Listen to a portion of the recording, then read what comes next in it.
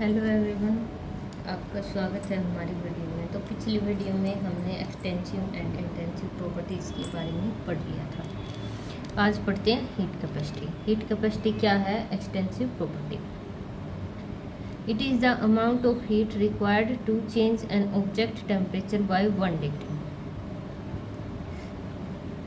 अब क्या है, यानी कि किसी भी सब्सटेंस का हमें टेम्परेचर इंक्रीज करना है, चाहे तो एग्जामिनर ये दे दे 1 डिग्री सेल्सियस से चेंज करना है या फिर 1 केल्विन से चेंज करना है, एक ही बात है। ठीक है, कोई डिफरेंस नहीं है यहाँ। अब डिफरेंस क्यों नहीं है? डिफरेंस इसलिए नहीं है, देखो अब जैसे हम टेम्परेचर को जितनी भी न्यूमेरिकल प्रॉब्लम सोल्व करते हैं, टेम्परेचर को लेते हैं हम केल्विन में। अगर ये बता दिया कि हमें टेम्परेचर हमारा शुरू में 1 डिग्री सेल्सियस था, हमें 2 डिग्री सेल्सियस करना है। अब इसको केल्विन में लेंगे तो ये कितना होगा? 273 + 1 यानी कि 274 केल्विन होगा। अगर इसको केल्विन में कन्वर्ट करेंगे तो ये कितना हो जाएगा? 275 केल्विन। यानी कि जो चेंज आता है टेम्परेचर में। अब देखो, अगर चेंज की बात करूँ मैं सेल्सियस में, तो भी हमारे पास कितना चेंज है? 1 यूनिट का चेंज है। अगर मैं इसको केल्विन की टर्म में बात करूँ तो भी जो टेम्परेचर का चेंज है वो कितना है? 1 यूनिट है। तो यहाँ कोई फ़र्क नहीं पड़ता किसमें हीट कैपेसिटी के न्यूमेरिकल सोल्व करते हैं। या तो आपको ये दे दे कि इतने डिग्री से, इतने केल्विन डिग्री से राइज करना है, इतने डिग्री सेल्सियस से, एक ही बात है। तो टेम्परेचर को राइज करने में 1 डिग्री से चेंज करना है, केल्विन सेल्सियस कुछ दे दे, कितनी हीट लगेगी, उसको बोलते हैं हीट कैपेसिटी। अब ये क्या है? ये एक्सटेंसिव प्रॉपर्टी है, तो साइज पे डिपेंड करेगी। और एक आपका composition and nature of object, अलग अलग ऑब्जेक्ट की अलग अलग हीट कैपेसिटी होती है। अब साइज पे डिपेंड कर रही है क्योंकि ये एक्सटेंसिव प्रॉपर्टी है, और ये आपका नेचर ऑफ ऑब्जेक्ट है। जैसे हम बोलते हैं कि वाटर की हीट कैपेसिटी सबसे ज़्यादा है, क्योंकि वाटर मॉलिक्यूल का अगर हमें टेम्परेचर राइज करना है, जैसे पहले तो आप फॉर्मूला देखो। आपका जो हीट कैपेसिटी को हम सी से रिप्रेजेंट करते हैं, फॉर्मूला क्या होता है? हीट एब्जॉर्ब्ड अपॉन, मतलब कितना हमें टेम्परेचर राइज करना है, यानी कि चेंज इन टेम्परेचर। अब इसकी यूनिट क्या हो जाएगी? एनर्जी हम लिखते हैं जूल में, और डेल्टा टी केल्विन में आएगा, ऊपर जाकर इन्वर्स हो जाएगा, जूल पर केल्विन और जूल पर डिग्री सेल्सियस। अब जो हीट कैपेसिटी है वो टेम्परेचर के इन्वर्सली प्रोपोर्शनल होती है। यानी कि जब C की वैल्यू किसी भी सब्सटेंस के लिए ज़्यादा होती है तो जो गिवन अमाउंट ऑफ हीट से जो उसका टेम्परेचर राइज होगा वो कम होगा। अब देखो, हम लेते हैं 2 सॉल्वेंट। अब एक तो लेते हैं हम H2O में क्या है? हमारे पास क्या प्रेजेंट होती है? Hydrogen bonding. ठीक है, हाइड्रोजन बॉन्डिंग है। और एक हमारे पास CCl4 सॉल्वेंट होता है। ये क्या होता है? नॉन पोलर है, इसकी जो डाइपोल मोमेंट की वैल्यू है 0 है। तो जो H2O के मॉलिक्यूल है उसमें क्या है? आपस में हाइड्रोजन बॉन्डिंग है। ठीक है, और जो CCl4 के मॉलिक्यूल है यहाँ कोई इंटरेक्शन नहीं है। ठीक है, ये अपने पास CCl4 सॉल्वेंट है और ये अपने पास H2O ले रखा। एक बीकर में H2O है, एक बीकर में CCl4 है। नॉन पोलर होता है तो इन मॉलिक्यूल्स के बीच में कोई इंटरेक्शन नहीं होती। लेकिन H2O के अंदर क्या होता है? जो मॉलिक्यूल्स होते हैं इनके बीच में आपस में क्या होती है? बहुत ज़्यादा स्ट्रॉन्ग हाइड्रोजन बॉन्डिंग होती है। अगर मैंने इसका जो टेम्परेचर है वो 1 केल्विन से चेंज करना है, इसका भी 1 केल्विन से चेंज करना है, तो इसका टेम्परेचर 1 डिग्री केल्विन से बढ़ाने के लिए यहाँ तो मुझे लगती है 20 जूल की एनर्जी, और यहाँ लगती है 10 जूल की एनर्जी। अब ऐसा क्यों है? क्योंकि वाटर की जो स्पेसिफिक हीट कैपेसिटी है वो बहुत ही ज़्यादा है। यानी कि देखो, इसकी हीट कैपेसिटी ज़्यादा है। अब क्या बताया था मैंने? C is inversely proportional to T। ठीक है, अब इसका भी टेम्परेचर मुझे 1 केल्विन से चेंज करना है, इसका भी 1 केल्विन से चेंज करना है। ठीक है, अब जिसकी C की वैल्यू ज़्यादा होगी, क्या फॉर्मूला होता है? पूरा क्यों आएगा? देखो, अब वाटर की हीट कैपेसिटी क्यों ज़्यादा है? क्योंकि आपस में इतनी ज़्यादा स्ट्रॉन्ग हाइड्रोजन बॉन्डिंग है कि ये मॉलिक्यूल है ये आपस में चिपके रहेंगे, एक दूसरे से अलग नहीं होंगे। ठीक है, तो इसकी सी की वैल्यू ज़्यादा है वाटर की, तो ज़्यादा एनर्जी लगेगी 1 डिग्री का तापमान राइज करने के लिए। अब CCl4 में क्या है, कोई इंटरेक्शन नहीं है, इसका तापमान बढ़ाना है 1 डिग्री से बहुत ही कम एनर्जी में बढ़ जाएगा। तो ये रिलेशन होता है सी का और टी का। अब ये मैंने डाटा, ये रियल डाटा नहीं है, तो मैंने वैसे समझाने के लिए बता दिया था कि हमें जो भी सब्सटेंस लिया है उसका नेचर कैसा है, ये नेचर पर डिपेंड कर रहा है। अब देखो, अब मैंने क्या, इसका भी 1 से बढ़ाना था, इसका भी 1 से बढ़ाना था। अब वाटर में हाइड्रोजन बॉन्डिंग है तो यहाँ ज़्यादा एनर्जी लगी, यहाँ कम लगी, तो ये होता है नेचर पे डिपेंड। तो जिसकी स्पेसिफिक हीट कैपेसिटी ज़्यादा होती है उसमें ज़्यादा अमाउंट ऑफ हीट लगती है उसका टेम्परेचर 1 डिग्री से राइज करने के लिए। और अगर सी की वैल्यू लार्ज है, ये वही बात है, only small rise in temperature, रखकर एक ही बात है, इसको घुमा फिरा के किसी तरह रखिए। अब है स्पेसिफिक हीट कैपेसिटी, इसको लिखते हैं CS से। मैंने पहले क्या पढ़ाया, only heat capacity. Only heat capacity क्या है, कोई भी सब्सटेंस दे दिया उसका तापमान हमें 1 डिग्री से चेंज करना है। अब है स्पेसिफिक हीट कैपेसिटी। अब मैंने इसके अमाउंट फिक्स कर दी, यानी कि उस सब्सटेंस की जो अमाउंट है, या तो हम 1 ग्राम ले सकते हैं या 1 kg, वो है स्पेसिफिक हीट कैपेसिटी। यानी कि अब ये जो फॉर्मूला आएगा इसमें Q/ΔT, अगर अकेला ये फॉर्मूला है तो ये C के इक्वल है। अगर मैं इसको मास से और डिवाइड कर दूं तो हमारे पास आ जाएगा स्पेसिफिक हीट कैपेसिटी।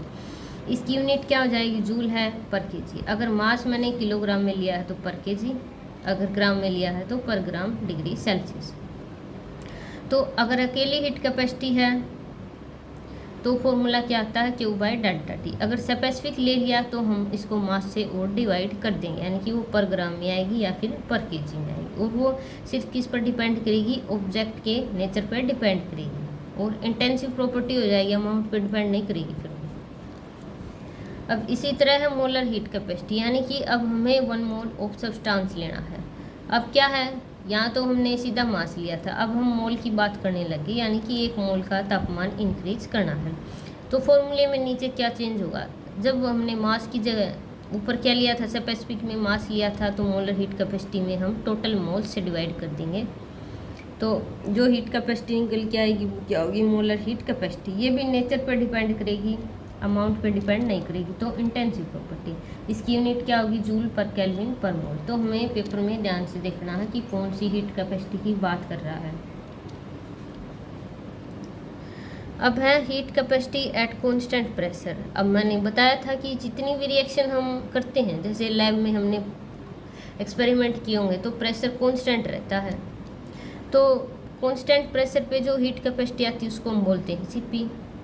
और अगर वॉल्यूम कांस्टेंट कर दें, वॉल्यूम कांस्टेंट कब हो सकता है, जब हम ऐसा पिस्टन लगा दें कि वो ऊपर ही मूव ना करे, गैस कितना ही प्रेशर एक्सर्ट करें। तो हम 2 केस में हीट कैपेसिटी मेजर करते हैं, कांस्टेंट प्रेशर पे CP एंड कांस्टेंट वॉल्यूम पे CV। और इन दोनों के रिलेशन में, इन दोनों का रिलेशन क्या होता है, CP - CV = R, यानी कि आपकी CP बड़ी होती है। अब CP क्या है, अब मैंने क्या बताया था, कांस्टेंट प्रेशर पे हमारी जो हीट एब्जॉर्ब होती है वो क्या होती है, ΔH, ठीक है। और कांस्टेंट वॉल्यूम पे, वही जिसने पहले वीडियो नहीं देखी है उसको तो ये बात समझ में नहीं आएगी कि मैंने ये कैसे लिख दिया, और जिसने देख ली है उसको पता है। तो हमारे पास कांस्टेंट प्रेशर पे जो हीट एब्जॉर्ब होती है वो ΔH के बराबर होती है, और कांस्टेंट वॉल्यूम पे वो ΔU के बराबर होती है। और अपने पास CP क्या आएगा, CP क्या आएगा, मैंने क्यों लिखा था, क्यों कौन सा लिखा जाएगा, क्यों P वाला लिखा जाएगा, अपॉन में T लिखा जाएगा, ठीक है। इसी तरह अगर मैं CV लिखूंगी तो क्या होगा, कौन सा क्यों लिखा जाएगा, क्यों V वाला लिखा जाएगा। क्यों V को मैं क्या लिख सकती हूँ, ΔU भी तो लिख सकती हूँ। तो CV किसके बराबर आएगा, ΔU/T। इसी तरह मैं क्यों P को क्या लिख सकती हूँ, ΔH/ΔT। तो आपका जो CV होता है वो होता है change in internal energy with temperature. इसी तरह जो CP होता है change in enthalpy with temperature. भाई यहाँ से डायरेक्ट MCQ आया हुआ है स्टेट के पेपर में। तो जब मैं सॉल्यूशन करवाऊंगी तो आप समझ जाना कि ये कैसे आया। अब आया है स्पॉन्टेनिटी। जो फर्स्ट लॉ ऑफ थर्मोडायनेमिक्स था उसने बस हीट है, वर्क है, इंटरनल एनर्जी के बारे में रिलेशन बता दिया, यानी कि वो एक इक्वेशन दे दी। इसने ये नहीं बताया कि हीट कहाँ से कहाँ जा रही है, हीट का फ्लो। उसने डायरेक्शन नहीं बताई कि हीट कौन सी डायरेक्शन में जा रही है। लेकिन हमें पता है कि जो हीट का फ्लो होता है वो हमेशा हाई टेम्परेचर से लो टेम्परेचर पे होता है। क्या कोई बात बताई थी फर्स्ट लॉ ऑफ थर्मोडायनेमिक्स में? सिर्फ वो स्टेटमेंट दी थी, हाँ एनर्जी का कन्वर्जन है, कभी बाहर जा रही है कभी भीतर जा रही है, पर एग्जैक्ट डायरेक्शन नहीं बताई थी। और हमें पता है जितनी भी नेचर में प्रोसेस होती हैं वो सारी क्या होती हैं? स्पॉन्टेनियस। स्पॉन्टेनियस का मतलब है वो अपने आप शुरू हो गई, किसी ने शुरू नहीं की। स्पॉन्टेनियस रिएक्शन कौन सी होती है? हमने बीकर में रिएक्टेंट डाले और दोनों के बीच में रिएक्शन अपने आप शुरू हो गई, उसको बोलते हैं स्पॉन्टेनियस रिएक्शन। और अब नेचर में जितनी भी प्रोसेस हो रही हैं, क्या उनको कोई शुरू करता है? नहीं, वो अपने आप हो जाती हैं, तो उनको बोलते हैं स्पॉन्टेनियस। तो ये लिखा गया है, all naturally occurring process whether chemical और physical will tend to proceed spontaneously in one direction only. अब यहाँ से आएगा अपना सेकंड लॉ ऑफ थर्मोडायनेमिक्स। अब मतलब साइंटिस्टों ने ये देखा कि जो प्रोसेस अपने आप हो रही है उसके पीछे क्या कारण है। कुछ रिएक्शन तो हमें शुरू करवानी पड़ रही हैं और कुछ अपने आप होती जा रही हैं, तो उसके पीछे का लॉजिक साइंटिस्टों ने ढूंढना शुरू कर दिया। तो उन्होंने भाई सारी रिएक्शन ऑब्जर्व करी, किसमें क्या रीजन है, क्या कुछ चेंज हो रहा है। तो देखो अब क्या है, नेचुरली अकरिंग प्रोसेस है, चाहे केमिकल है फिजिकल है, वो अपने आप प्रोसीड होगी, लेकिन वो एक ही डायरेक्शन में चलती है। ये तो है नहीं कि रिवर्स भी चलेगी। अब जैसे a gas expanding to fill the available volume, जैसे मैंने परफ्यूम की बोतल आती है, मैंने परफ्यूम लगा लिया, एक कमरे में थोड़ा परफ्यूम मतलब परफ्यूम खोल दिया एक कमरे में। अब क्या है, वो परफ्यूम की स्मेल है, जो परफ्यूम के गैस के मॉलिक्यूल है वो सारे घर में फैल जाएंगे। मैंने तो सिर्फ एक कमरे में परफ्यूम थोड़ा मतलब खोला था, ठीक है। अब उस परफ्यूम की स्मेल पूरे घर में हो गई। क्या किसी ने परफ्यूम को पूरे घर में फैलाया है? नहीं, मैंने तो एक रूम में ही परफ्यूम डाला था। अब परफ्यूम अपने आप सारी जगह फैल गया, यानी कि सारे रूम में। तो ये किस प्रकार की प्रोसेस है? ये स्पॉन्टेनियस है, किसी ने शुरू नहीं की, अपने आप डिफ्यूजन हो गया परफ्यूम का। इसी तरह burning carbon in dioxygen giving CO2, यानी कि कार्बन ने जब ऑक्सीजन के साथ रिएक्शन की वो भी अपने आप होगी, CO2 बन गई। तो ये देखा कि ये प्रोसेस है, ये अपने आप हो रही है नेचर में, इनका क्या कारण है, और एक ही डायरेक्शन में हो रही है। अब मैंने परफ्यूम क्या था, एक रूम में खोला और सारे घर में फैल गया। क्या ये हो सकता है कि अब वो पूरे घर का परफ्यूम अपने आप इकट्ठा होकर उसी रूम में आ जाए? इम्पॉसिबल, कभी भी नहीं हो सकता।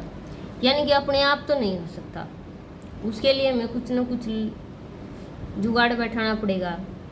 तो ये माना कि साइंटिस्टों ने जितनी भी स्पॉन्टेनियस प्रोसेस हो रही हैं वो सारी एक डायरेक्शन में होगी। अगर हमें उसको बैकवर्ड डायरेक्शन में ले जाना है तो हमें एक्सटर्नल एजेंसी की रिक्वायरमेंट होगी, यानी कि कुछ ना कुछ हमें सिस्टम पर काम करना होगा, तो ही वो रिएक्शन पीछे जाएगी। तो फिर स्पॉन्टेनियस रिएक्शन की वही डेफिनेशन आ गई, is the one which occurs immediately when contact is made between the reactant, for example mixing of H2 and O2। तो ऐसे ऐसे वही हमारा सेकंड लॉ ऑफ थर्मोडायनेमिक्स आएगा। क्या रीजन है स्पॉन्टेनिटी का, तो वो हम धीरे धीरे पढ़ेंगे, कंफ्यूज नहीं होना आपको। तो स्पॉन्टेनियस रिएक्शन की डेफिनेशन आई कि जब भी हम जैसे H2 और O2 है, अगर हम इनको एक रूम में H2 और O2 गैस छोड़ दें, ठीक है, तो क्या होगा, हमारे पास वाटर मॉलिक्यूल, इनके बीच में रिएक्शन होगी और वाटर मॉलिक्यूल बन जाएगा। देखो जो रिएक्शन का रेट है वो बहुत ही स्लो होगा, लेकिन H2O तो अपने आप बन गया। हमने तो सिर्फ H2 और O2 के एक रूम में रिलीज कर दिया, रिएक्शन अपने आप होगी, कोई बाहर से कोई वर्क नहीं किया, भले ही रिएक्शन स्लो है लेकिन अपने आप हो गई, तो उसको बोलते हैं हम स्पॉन्टेनियस रिएक्शन। फिर वही स्पॉन्टेनियस रिएक्शन है, ये एक डेफिनेशन नहीं होती, इसको लिखने के कई तरीके होते हैं। एक तो ये है कि अपने आप रिएक्शन शुरू होगी, रिएक्टेंट टच में आए। एक फिर ये भी हो सकती है means having the potential to proceed without the assistant of external agency and this direction can not reverse their direction on their own. अब जैसे परफ्यूम था, पूरे घर में फैल तो गया, अब क्या अपने आप परफ्यूम इकट्ठा होके उस रूम तक आ जाएगा? नहीं आएगा। तो यही बोलते हैं कि जो स्पॉन्टेनियस रिएक्शन वो सिर्फ एक डायरेक्शन में प्रोसीड होगी बिना किसी एक्सटर्नल एजेंसी के, और वो अपने आप उल्टी डायरेक्शन में नहीं चलेगी। उल्टी डायरेक्शन में चलाना है तुम्हें बाहर से कुछ एक्सटर्नल एजेंसी की रिक्वायरमेंट होगी। तो ये डेफिनेशन है। तो ये भाई कई सारे डेफिनेशन मैंने सारे लिख दिए, मतलब ये अलग अलग तरीके इनका लिखने का क्या रीज़न है। Spontaneous process is an irreversible process and may only be reversed by some external agency। बात सब में एक ही है, लिखने का तरीका अलग है। फिर सेकंड लॉ ऑफ थर्मोडायनेमिक्स आया, for a process to be spontaneous the total entropy of universe must increase. अब भाई धीरे धीरे साइंटिस्टों ने जितनी भी रिएक्शन है सारी ऑब्जर्व की और फिर दे दिया लॉ। इसमें मतलब ये जितनी भी अपने आप प्रोसेस हुई इनमें ये देख लिया कि क्या चेंज हुआ है। तो साइंटिस्टों ने देख लिया कि सभी में एंट्रोपी इंक्रीज हुई है। तो फिर एक लॉ दे दिया, सेकंड लॉ ऑफ थर्मोडायनेमिक्स, कि जितनी भी स्पॉन्टेनियस प्रोसेस है उसमें एंट्रोपी इंक्रीज हुई है। तो कोई भी स्पॉन्टेनियस रिएक्शन है उसमें एंट्रोपी इंक्रीज होगी। अब एंट्रोपी क्या है? Explain why spontaneous exothermic reaction are so common. इसको वही मैं बाद में कहूँगी, पहले आप एंट्रोपी पढ़ो। तो जो भी रिजल्ट निकल के आया कि अगर एंट्रोपी बढ़ेगी तो हमारी रिएक्शन स्पॉन्टेनियस होगी, वो अपने आप प्रोसीड हो जाएगी। अब हम पढ़ते हैं एंट्रोपी। एंट्रोपी को रिप्रेजेंट करते हैं हम ऐसे, और ये होती है स्टेट फंक्शन। ये क्या होता है? Entropy as a measure of the degree of randomness और डिसऑर्डर इन द सिस्टम, यानी कि सिस्टम में कितनी रैंडमनेस है, कितना डिसऑर्डर है। जितना ज़्यादा डिसऑर्डर उतना ही एंट्रोपी। अब डिसऑर्डर का आप ये समझ लो, अब जैसे बच्चे स्कूल में जाते हैं, क्लास में जाएंगे, सभी बच्चे बेंचेस पर अपनी अपनी सीट पर बैठ जाएंगे, ठीक है। जब तक क्लास चलेगी बच्चे अपने बेंच पर ही बैठे रहेंगे, यानी कि सबकी पोजीशन फिक्स है, सब अपनी जगह बैठे हुए हैं। अब जैसे ही रिसेस होगी, बेल बजेगी, सारे बच्चे अपनी सीट से उठकर स्कूल में इधर उधर घूमने लग जाएंगे। तो अब क्या होगी? अब रैंडमनेस बढ़ गई, या फिर आप ये कह लो डिसऑर्डर बढ़ गया। पहले सब अपने प्लेस पे बैठे थे, एक ऑर्डर्ड रीअरेंजमेंट थी। जैसे ही रिसेस हुई सभी बच्चे अपनी सीट छोड़कर स्कूल में घूमने लग गए। तो क्या हो गया? रैंडमनेस बढ़ गई सिस्टम की। इसी को बोलते हैं एंट्रोपी, कि सिस्टम में कितनी रैंडमनेस है। जितनी ज़्यादा रैंडमनेस या फिर आप डिसऑर्डर कह लो, एक ही बात है, उसको बोलते हैं एंट्रोपी। और फिर हमें पता है कोई भी सब्सटेंस उसकी तीन फॉर्म होती है, एक तो सॉलिड है, एक लिक्विड है, एक गैस की है। अब जो गैस फेज होती है उसकी रैंडमनेस सबसे ज़्यादा, यानी कि गैस फेज की एंट्रोपी सबसे ज़्यादा होती है और सॉलिड की सबसे कम। तो यही लिखा गया है, for a given substance crystalline solid state is the state of lowest entropy and gaseous state is state of highest entropy. अब है heat has randomising influence on the system. इसका क्या मतलब है? अब एक तो ऐसा सिस्टम है जिसका टेम्परेचर 25 डिग्री है, एक ऐसा सिस्टम है 35 डिग्री सेल्सियस है। अब जितना ज़्यादा टेम्परेचर होता है उतनी ही थर्मल एनर्जी। तो जिस सिस्टम का 35 डिग्री तापमान है वहाँ ज़्यादा थर्मल एनर्जी होगी, तो उस सिस्टम में जो गैस के मॉलिक्यूल हैं वो इधर उधर ज़्यादा भागेंगे, यानी कि वहाँ रैंडमनेस ज़्यादा है। तो यही बात है, heat has randomising influence. Temperature is the measure of average, यानी कि हीट और टेम्परेचर, देखो ऑब्वियस सी बात है, टेम्परेचर ज़्यादा है तो थर्मल एनर्जी ज़्यादा, तो जो रैंडमनेस है वो ज़्यादा होगी। और आपका जो एंट्रोपी का फॉर्मूला होता है, देखो एंट्रोपी चेंज कितना आएगा, क्यों रिवर्सिबल बाय टी, यानी कि एंट्रोपी चेंज कैलकुलेट करना है। हीट एब्जॉर्ब्ड और जिस टेम्परेचर पे हीट एब्जॉर्ब हुई है तो हम करते हैं एंट्रोपी कैलकुलेट इस तरीके से। अब ये पॉइंट देखो, heat added to a system at lower temperature cause greater randomness than when the same quantity of heat is added to at higher temperature. अब देखो ये दो सिस्टम ले लिए मैंने, दोनों में क्या है, गैस है, ठीक है। इसका तो 25 डिग्री तापमान है और इसका है 35 डिग्री तापमान, ठीक है। अब मैंने इनको same amount of energy they the, 1 joule energy तो इसको दे दी, 1 जूल इसको दे दी। तो जो चेंज इन एंट्रोपी किस केस में ज़्यादा आएगा, चेंज इन एंट्रोपी कैसे कैलकुलेट होगा, Q/T। तो यहाँ क्या है, देखो Q की वैल्यू दोनों में सेम है, यहाँ भी 1 जूल है, यहाँ भी 1 जूल, मैंने इसको 1 जूल दी, इसको 1 जूल दी। डिफरेंस किसका है, टेम्परेचर का। यहाँ 25 डिग्री है, यहाँ 35। अब यहाँ टेम्परेचर कम है, टेम्परेचर कम तो चेंज इन एंट्रोपी ज़्यादा। तो दो सिस्टम है, एक हाई टेम्परेचर पर है, एक लो पर है। अगर हम सेम अमाउंट ऑफ हीट देते हैं तो जो चेंज इन एंट्रोपी है वो लो टेम्परेचर वाले सिस्टम में ज़्यादा होता है, यानी कि जो रैंडमनेस है वो ज़्यादा बढ़ेगी। यहाँ तो पहले ही ज़्यादा थी और हीट दे दी, फिर थोड़ी ही इंक्रीमेंट हुआ, लेकिन यहाँ रैंडमनेस पहले बहुत कम थी, एनर्जी दे दी तो बहुत ज़्यादा रैंडमनेस, यानी कि जो चेंज है ना, चेंज इन एंट्रोपी इस सिस्टम के लिए ज़्यादा होगा क्योंकि टी की वैल्यू ज़्यादा है। टी कौन सा लेना होता है, जिस टेम्परेचर पे सिस्टम ने एनर्जी एब्जॉर्ब की है। तो ये बात है भाई। अब कोई रिवर्सिबल प्रोसेस है, उसके लिए चेंज इन एंट्रोपी आप कैसे निकालोगे, हीट एब्जॉर्ब रिवर्सिबली और वो किस टेम्परेचर पर एब्जॉर्ब हुई। अब आगे अपने पास भाई स्पॉन्टेनियस रिएक्शन। बात तो यही थी कि जो रिएक्शन हो रही है अपने आप है, उनके पीछे लॉजिक क्या है, सारी क्यों नहीं हो रही। तो उसका साइंटिस्टों ने रीजन ढूंढ लिया। उसका रीजन ये पाया गया, जो स्पॉन्टेनियस रिएक्शन है उस केस में जो टोटल चेंज इन एंट्रोपी है वो क्या है, वो 0 से बड़ा है, यानी कि डेल्टा एस टोटल पॉजिटिव है। डेल्टा एस टोटल में हम सिस्टम की एंट्रोपी भी देखेंगे, सराउंडिंग की भी देखेंगे।